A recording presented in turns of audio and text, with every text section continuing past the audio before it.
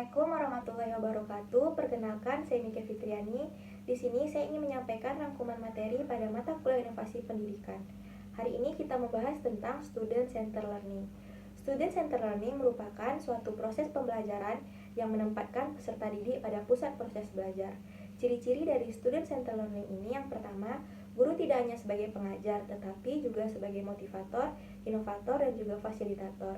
Yang kedua, siswa harus menunjukkan kinerja yang kreatif yang mengintegrasikan kemampuan kognitif, afektif, dan juga psikomotornya. Yang ketiga, menitik beratkan pada metode pembelajaran inquiry. Yang keempat, sumber belajar bersifat multidimensi atau didapat dari mana saja. Yang kelima, pembelajaran bersifat kontekstual dan terstruktur. Selanjutnya kita masuk ke macam-macam student centered learning. Yang pertama ada small group discussion, yaitu diskusi antara kelompok peserta didik dengan kelompok peserta didik dan pengajar untuk menganalisa atau memecahkan suatu permasalahan tertentu.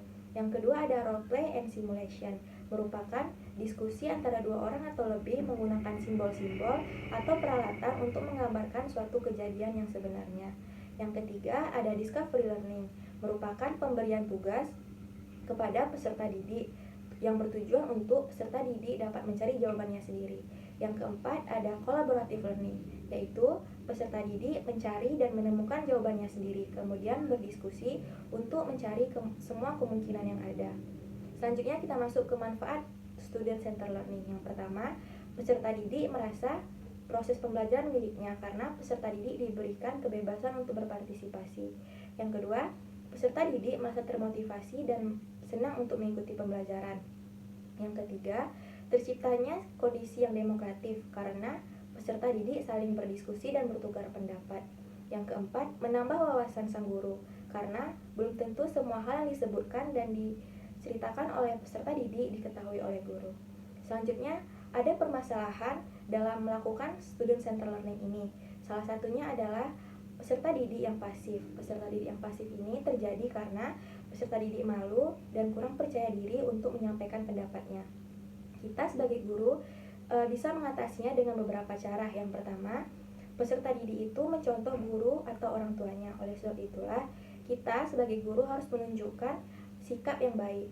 Yang kedua, kita harus menciptakan suasana kelas yang hangat, nyaman, dan penuh kasih sayang. Yang ketiga, kita harus memberi motivasi kepada sang anak agar anak selalu aktif dalam melakukan segala hal. Yang keempat, kita bisa memberikan pertanyaan atau stimulus, kemudian yang bisa menjawab kita beri penghargaan.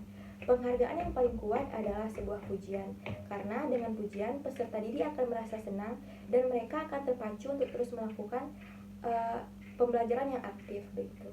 Terima kasih. Assalamualaikum warahmatullahi wabarakatuh.